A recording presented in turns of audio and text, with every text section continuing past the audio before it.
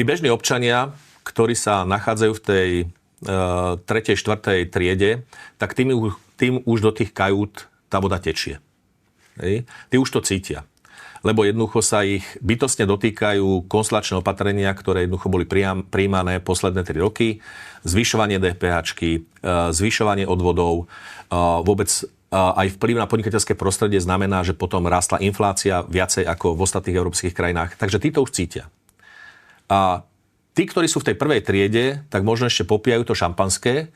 Každá komplikovaná legislatíva generuje aj možné potenciálne úniky, ktoré samozrejme niektorí môžu zneužívať. Ale veď si berme príklad z minulosti. Najväčšiu dynamiku mala slovenská ekonomika a s tým boli spojené rast miest, rast počtu pracovných miest, mala, keď sa urobila rovná daň.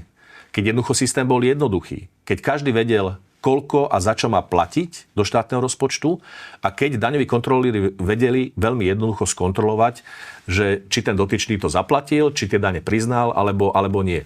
Veď vláda samotná si tými nezmyselnými opatreniami a tým, ako komplikuje legislatívu, spôsobuje tento problém. Opäť, nech túto vínu nehádže na nás, keď to spôsobili priamo oni v konsolidačných opatreniach posledné 3 roky.